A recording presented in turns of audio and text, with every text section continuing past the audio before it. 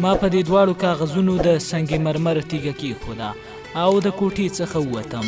داسې هم کیدای شي چې مور د شاکر څخه پرته بل چاته هم ویلي وي که زه دلته راغلم نو ورته خبر وکړئ. ډېر ژر له هغه ځایه راووتم. د سړک په غاړه یوه ټانګه ولاړه وه، نو همغې ته مې سټیشن ته د تګ لپاره وویل او ځان مې شاته سیټ کې وغورځوو. زه په سوچونو کې ډوبه او هغه کاغذ مې سینې پورې نیولی و. هیڅ پوهه نه شوم چې کله سټیشن ته ورسېدم د ماښام تیارې خپلې وزرې خپرې کړې وې. د رسېدو سره مې سترګې د صدیقي صاحب په مزدور ولګېدې چې زما په لټون هخوا دېخوا ګرځېد. زما په لیدو په خوشحالۍ خواته راغی. اوهو حماد صاحب، تاسو هلته غواړي؟ تاسو لپاره موږ خاص خواړه تیار کړي دي. د هر څه مو د صدیقي په وینا تیار کړي دي. نو مجبوره شوم تر څو د صدیقي صاحب بنګلې ته لاړ شم. هغې برنډې کې څوکۍ ایښې وې. زما په لیدو یې په مخ کې خوښي څرګنده شوه. ښه اوس چیرته؟ زموږ پوښتنه هم نه کوې. اوس خو د جناب شکل په اونیو هم نه ګورو. زه مسکی شوم. داسې خبره نه ده، تاسو سره لیدل یا نه لیدل، تاسو تل زما په زړه کې یاستئ. صدیقي صاحب په زوره وخندل. تا سره د الفاظو کمی هیڅ کله نه وي، کله خو چاته د خفه کېدو موقع هم ورکوه. صدیقي صاحب هخوا دېخوا خبرې کولې، خو خدای خبر ما ورته څه ځوابونه ورکول. ابراهیم د صدیقي صاحب اشپز ډېر ښکلې وریجې پخې کړې وې او د همدې لپاره هخوا دېخوا کېده تر څو یې د وریجو صفت وشي. د ډوډۍ خوړلو څخه وروسته مې د صدیقي صاحب څخه د تلو اجازت وغوښت. هغه هم تر دروازې راغی او د تلو څخه مخکې راته تر ډېره کتل. ژوند د یوې خپلوۍ ماتېدو سره نه ختمیږي او موږ ته د ژوند ختمولو حق چا راکړی دی. دا ژوند موږ کله په خپله خوښه تېروو. دا لنډ ژوند خو د نورو په خوښه تېرولو کې پای ته رسیږي. صدیقي صاحب خدای پاماني واخیسته او کور ته ننوت او زه په چوپه او خالي سړک باندې روان شوم. په سړک باندې یوازې زوړه رنګه څراغونه بل وو.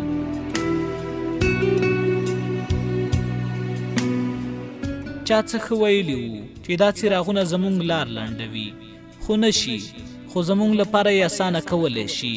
د ښو ملګرو په شان که در سره وي نو غم به در باندې هم د خوښۍ په څیر تیریږي. په دې وخت کې مې کامران په زړه راوورید.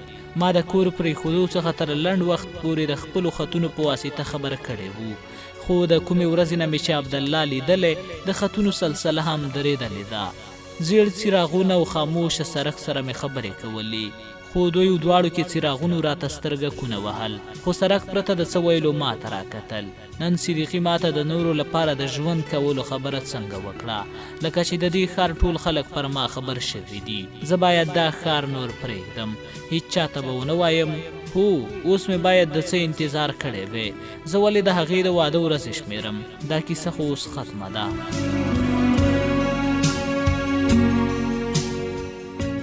هغه یو دیدن.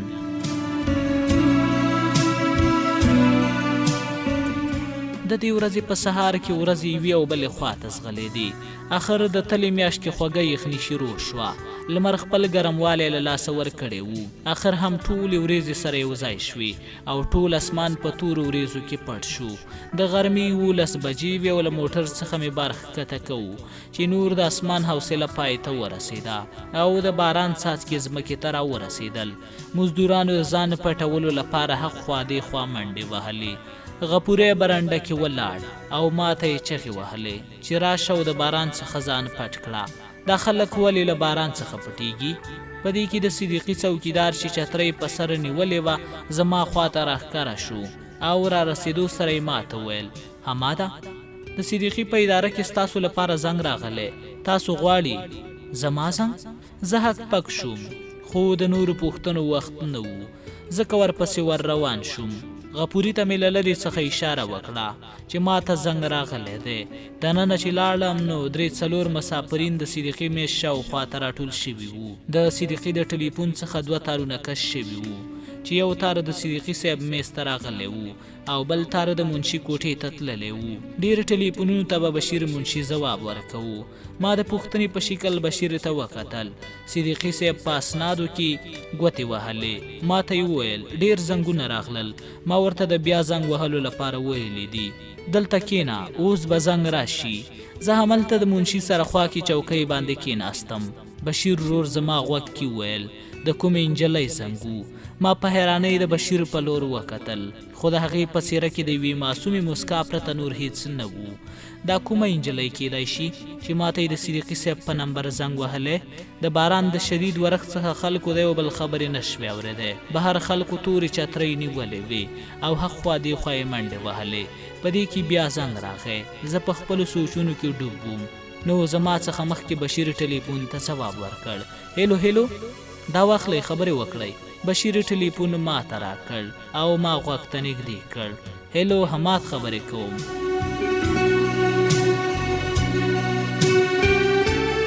د هغې لور یو نازک اواز راغی. هیلو، تاسو څوک خبرې کوئ؟ زه حیا خبرې کوم. زما له لاسه غوږۍ په پرېوتو شوه. حیا په ټلیفون؟ دلته دا وخت؟ تاسو ته دا نمبر؟ هر څه خو سم دي که نه؟ حیا یو څه په تیزۍ او ویره کې وه. هو، هر څه سم دي. آیا تاسو مازدیګر 4 بجې پخوانۍ بنګلې ته راتلی شئ؟ پخوانۍ بنګلې ته؟ هو، ضرور به راشم، خو هیڅ پوښتنه مه کوئ. زه د ګاونډیانو د ټلیفون څخه خبرې کوم. بس تا ته د ایمان دا خبر رسولو. ګورئ، په وخت راشئ ښه؟ ډېره ضروري خبره ده. نورې خبرې به بیا هلته کوو. ضرور راشئ. د الله په امان.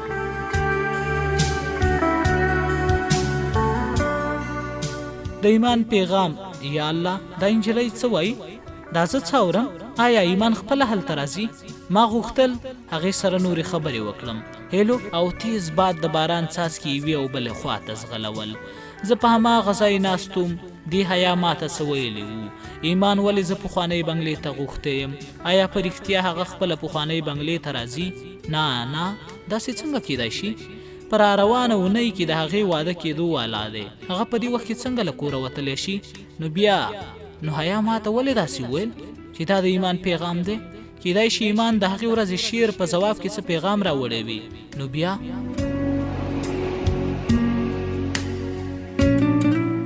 تر ماسپښینه زما ټول سوچ د حیا په ټلیفون باندې و. ناڅاپه د سټیشن ساعت د 3 بجو زنګ ووهه.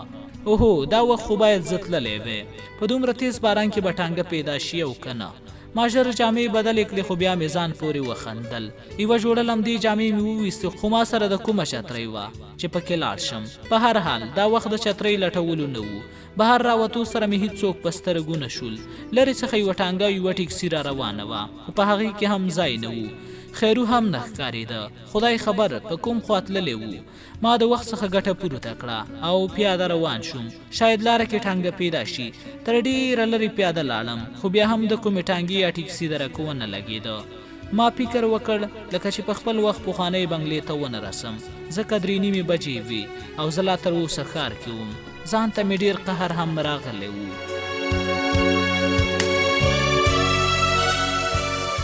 چې ولې دومره ناوخته را روان شوم. نو راباندې خدای تعالی د خپل رحم سوری راوست. د لرې څخه یوه ټانګه را روانه وه. ما ورته اشاره وکړه او په جیب کې چې مې هر څومره پیسې وي هغې ته مې ورکړې او د پخوانۍ بنګلې په لور مې ورته د تګ وویل. ټانګې والا ته هم خدای ورکړه او په ډېر تیزۍ په تس سړک روان و. په تورو وریځو کې د برېښنا څرکونو سترګې وریښولې. د باران تیزو څاڅکو د سړک سره په ټکر دارې وهلې او د سړکونو په غاړو کې د خړو اوبو نهرونه روان وو. ټانګه د خام سړک څخه په ډنډ کې په ورو ښکته شوه او د پخوانۍ بنګلې مخې ته ودرېده. ټانګې والا زه په دقیق یعنې 4 بجو پخوانۍ بنګلې ته راورسولم. هلته د مخکې څخه یوه بله ټانګه هم ولاړه وه. ما هم ټانګې والا ته اشاره وکړه. هغې ویل که ژر راځئ نو انتظار درته کولی شم. نو ما هم ورته وویل چې ژر به راشم. دواړه ټانګو والا په خپلو کې سره په خبرو لګیا شول. زه باران ډېر زیات لوند کړی وم. د دروازې په لور روان شوم او دننه ننوتم.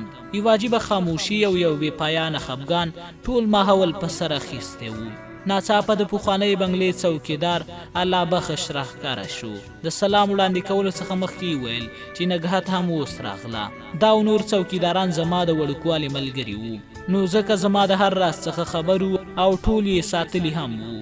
په حویلۍ کې ښودل شوې ټولې څوکۍ باران لمدې کړې وې. ټوله فضا اوبو او د اوبو د بهېدلو اواز نیولې وه. څنګه چې د لویې کوټې په لور روان شوم نو حیا په تور حجاب کې ځان غاړلی په کونج کې ناسته وه او د برنډې د څڅېدو له وجې ځان د څاڅکو څخه پټولو هڅې کولې. زما په لیدو یې ما ته سلام واچوو. زه د هغې په لور ورغلم. تاسو په داسې موسم کې دلته څنګه راغلی؟ خیرت خو به وي که نه؟ هغې نرۍ غوندې وموسکل.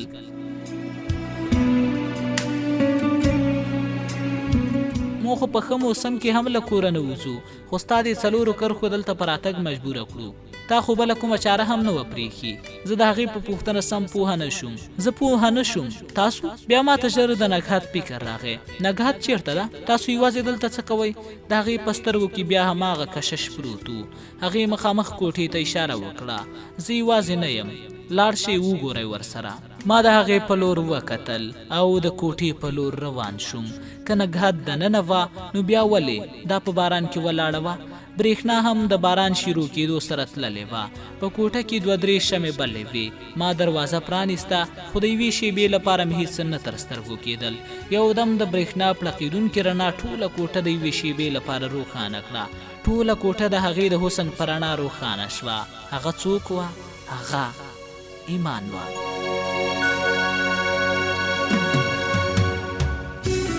هو، ایمان وه.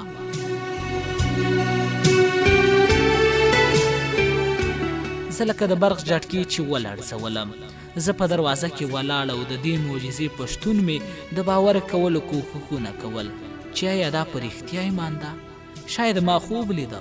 زما تقدیر خو په یو وخت کې ما سره هم دومره نیکي نه ده کړې، خو هم هغه ایمان وه. د سر څخه تر پښو پورې ایمان. هغې یوه ساده جوړه جامې پر تن کړې وې او په یو تور حجاب کې ځان پیچلی و. شاید بهر ټانګه د همزویو دواړو لپاره ولاړه وي. هغه د کوټې په کونج کې ناسته او د تیر په څېر یې د خپلو نازکو پښو په نوکانو یې په قالینه کې کرښې جوړولې. هغې په ټیټ سر ماته سلام واچوو. د څو لحظو لپاره مې هېڅ د خولې نه راتلل، لکه چې په خوله کې ژبه نه لرم.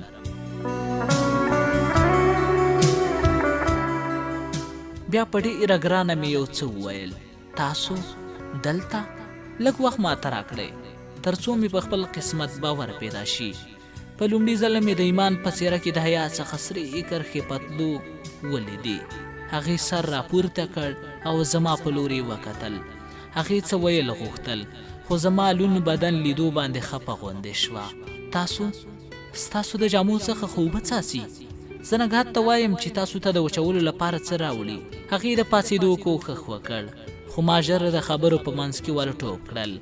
ځکه زه وېرېدم که هغه د دې کوټې څخه بهر ووځي نو زه به د ژوند غوره شېبه له لاسه ورکړم. هیڅ خبره نه ده، خیر دی، تاسو کښېنئ، زه ښه یم. لږه شېبه وروسته به هر څه وچي، تاسو هیڅ چیرې مه ځئ. زه ژر د دروازې څخه د هغې په لور نږدې شوم. ایمان شاید پاڅېدو کې بیا کېناسته او زما او د هغې ترمنځ صرف 2 قدمه فاصله وه. دومره نږدې چې ما د هغې د وجود لړزېدل هم محسوس کولی شو. ما د هغې ساه اخیستل محسوس کولی شوه. زه ورسره خوا کې کېناستم. دا جینۍ وه، که د جنت د ګلونو ګلدسته.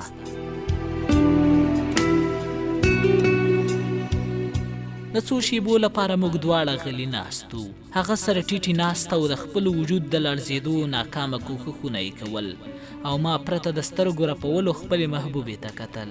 د سترګو رپولو وقفه هم راته ډېره اوږده ښکارېده. هغه زما مخې ته ناسته وه.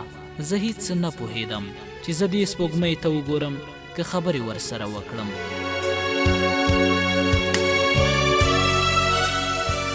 زمونږ ترمنځ یوازې د باران شرار خبرې کولې. داسې ښکارېده چې موږ دواړو ډېر څه ویل غواړو، خو د ویلو لپاره هغه الفاظ له کومه راوړو. بیا هغې په خپل مرمرینو ګوتو کې نیولی د کاغذ هغه یوه ټوټه راویسته، په کومه چې ورته ما هغه 4 بیتونه لیکلي وو. زه پوهېدم چې نګهت به په یوه لار دا خط تر هغې رسولی وي. تاسو دا خط ما ته رالیږلی وو. ما خو تاسو څخه یوازې دا غوښتنه کړې وه چې خپل عزت پرېږدئ او بیرته کور ته ستانه شئ. تاسو ولې زما خبره نه منئ؟ د خبرو په نیمایي کې اواز ډک شو. ما هغې ته په غور سره وکتل. هغه د پخوا څخه ډېره کمزورې شوې وه. د هغې په نازکه لاسونو په شا باندې شنه شنه رګونه له ورایه ښکارېدل او په مخ کې سوروالی. زه دلته یوازې تاسو څخه یوې وعدې اخیستلو لپاره راغلی یم چې تاسو به ځان ته نوره سزا نه ورکوئ. په هغه ورځ تاسو نه پوهیږئ چې په هغه ورځ سټیشن کې ستاسو په لیدو زما څه حالات شوی وو. ما خپل ځان ډېر ملامت کړی و چې دا هر څه زما له وجې وشو. نه به تاسو زه لیدم او نه به د خدای لپاره داسې مه وایئ ستاسو لیدنه زما لپاره د ژوند د حسینو حادثاتو څخه ده او ستاسو مینه زما د بې معنا ژوند لپاره د ټولو څخه حسینه تجربه ده. دې محبت زه له تاسو سره اشنا کړم، که نه زه به پرته د ځان پیژندلو له دې نړۍ څخه تللی وم. هغې پرېکړه. تاسو ولې داسې خبرې کوئ؟ ولې ما خپل ضمیر ته خجالت کوئ؟ ولې د خبرې پای ته رسېدو نه مخکې په ژړا شوه. 2-3 ډک ډک څاڅکي د هغې د غټو سترګو څخه د ځمکې په لور روان شو او ځمکې ته رسېدو څخه مخکې مې د هغې سره ننګي په خپل ورغوي پاک کړل.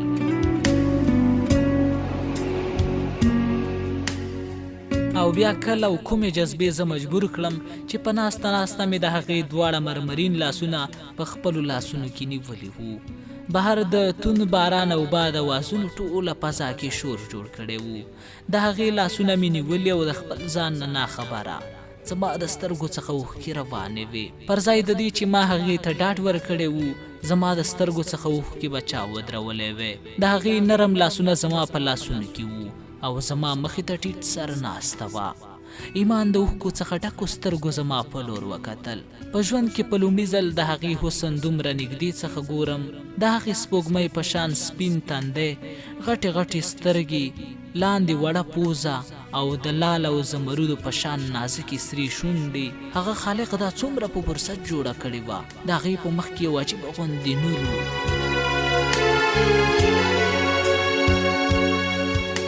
ما یو ځل بیا په خپلو ګوتو د هغې د سترګو غاړې د اوښکو څخه پاکې کړې. هغې بیا غلې غوندې وویل، زما خبره به منې که نه؟ هما ده. په لومړي ځل راته خپل نوم دومره پاک او سپېڅلی ښکاره شو ځکه په لومړي ځل د هغې له خولې څخه مې واورېده. که ته په دې خوشحالېږي نو زه به دا د زهرو ګوټ هم له ستوني څخه تېر کړم.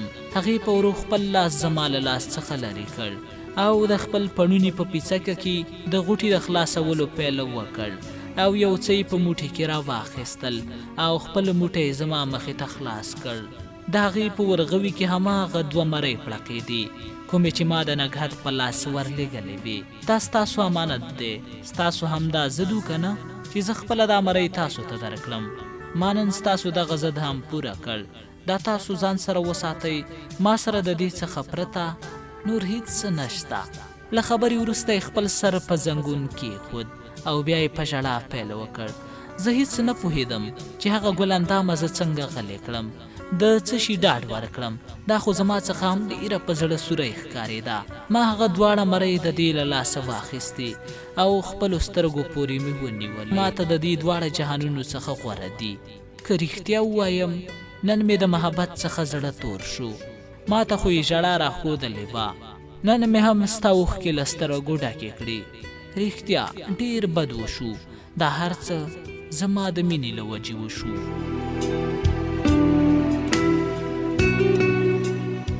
هغې سر راپورته کړ او زما لاسونه یې ونیول، داسې لکه زما خبرې چې پرې کوي، او د خپل محبت پسې بد ویلو ته یې نه پرېښودم. داسې مه وایې، که بده وي نو زه یم. ستا مینه نه، قصور هم زما دی. ما تا ته ستا د مینې په بدله کې هیڅ در نه کړل. تاسو نه پوهیږئ؟ هما ده، زه څومره مجبوره یم، څومره بې وسه یم. پلار مې په ژوند کې خوشحالي نه ده لیدلې. د ژوند ټول نعمتونه یې موږ ته راکړي دي. خپله به یې پیوند جامې پر تن وي، خو موږ یې هیڅ کوم مشکل ته نه یو ورکړي. د مشر ورور مړینې وروسته د هغې ټوله توقع زما په لور ده، نو ځکه هغې ما ته په کور کې دنیاوي او دیني زده کړې راکړې. هغې د دنیا کونج کونج څخه نوي نوي کتابونه ما ته راوړل. ما سره د مسلو په څېړلو به له خوشحالۍ څخه په جامو کې نه ځایېده. زه د هغې ټول ژوند یم، زه د هغې ورځ یم، زه د هغې شپه یم. زما په سپینه لمن به تور داغ هغه هیڅ کله ونه شي زغملی. هغه ستا د محبت له توپان څخه ډېر ویرېدلی و، نو ځکه یې زما د ورکولو پرېکړه وکړه. که نه هغې به ما ته تر ډېره زده کړې راکړې وې. زه د بوت غوندې غلی ناست او د هغې الماس غوندې مجسمې د شونډو څخه د راوتلو الفاظو په ننداره وم.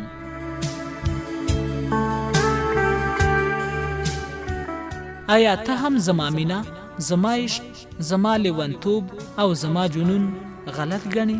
هغې زما لاسونه لا پسې زور کړل، داسې لکه څوک چې زما د زړه څخه وینه وزبېښي.